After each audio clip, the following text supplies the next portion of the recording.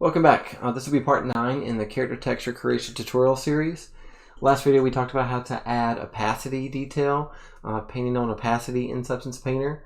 And this video will be a quick video discussing how to export textures from Substance Painter and then being able to, in the next video, applying them back into Maya, making our adjustment with the opacity detail so that Maya can accept it.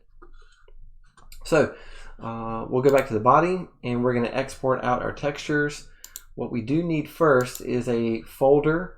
So here's my main project folder. I'm going to create another folder underneath that, and the only thing I'm going to save in here are going to be my final textures. So we'll call this one Male Model Final Textures. So the only thing that's going to be in this folder is my final Maya file that has my textures applied and my texture maps. So I need that folder in here, and I have all my layers set up and my 2 materials that's going to push out. I'm going to go to File, Export Textures. Okay, actually, let me, I'm going to pause for a second. I'm going to save, so I'm going to go save so I don't lose any of my work. And I'm going to, all right, so we saved our file here. Always save before you export textures and do major things in case you lose your work. Let's go to File, Export Textures. Okay.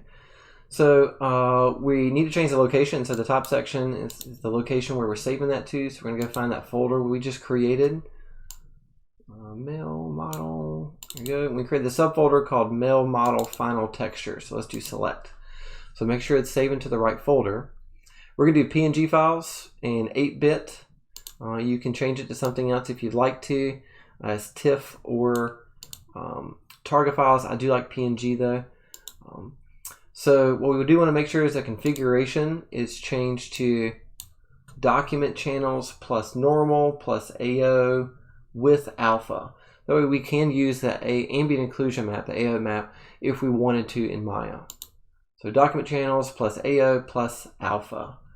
All right, so that'll add mixed AO and the opacity if there's opacity detail for this material. So the ones we're going to need for Maya are base color, roughness, metallic, normal. Actually, we'll need the normal DirectX, maybe mixed ambient occlusion. For the cloth, we'll need those same ones, and we'll need opacity. Okay, so we won't need height, and we'll actually create a couple other files as well that we'll talk about here in a minute. But we won't need the height or the regular normal. We're going to use a DirectX normal. Make sure the size is 2048 by 2048, and we're ready to export. So we'll just choose export. Let it run through its process of exporting these maps. You should be able to open up that final textures folder and see that it's building these textures as we speak. So there it built all of the body. It's finishing the body now. Now it's going to build the cloth. Okay, but for my purpose, everything on the character should be on the same UV texture set. I am just building the cloth as a different UV texture map because my character is not going to need this cloth, although it looks interesting.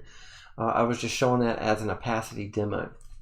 All right, let's go back into Painter, export successfully. Let's click OK. We can save our file again, and we're ready to start looking at our texture maps and seeing how we can pull those into Maya. So let's zoom in so we can see a preview for all of these. There you go. So what I don't need is there's nothing emissive or glowing on my character. I didn't paint any emissive detail. If you did, then you would save the emissive map. There's nothing glowing on my material, so I'm just going to remove that one out. I don't need the height because the normal map is generated from the height, and we don't do height on many characters. I don't need the regular normal. I'm going to use the DirectX normal. So if I open this up, there's my DirectX normal. There's the base normal. The base normal is not going to have as much detail. So what we are going to use instead is the DirectX normal. So I don't need that. I don't need my body opacity because I didn't do any body opacity detail.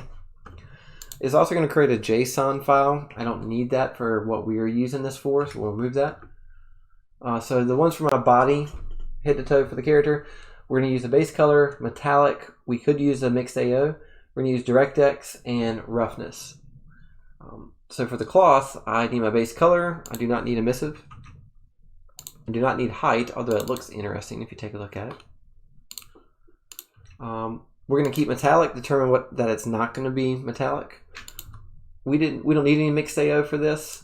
The cloth normal, I'm going to remove that out. I'm going to keep the normal DirectX. We're going to need the roughness as well, although I didn't paint anything on there.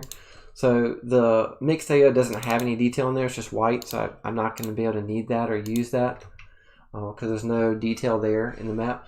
But even though our metallic and our roughness are flat values, we do need those flat values in order for it to render it properly. Alright, so for the body, we can go ahead and load this into Maya. For the cloth with any opacity detail, we have to make our adjustments to it so that Maya's material will work properly with opacity. So that'll be it for this video. The next video we'll come back and talk about how to load the texture maps back into Maya properly.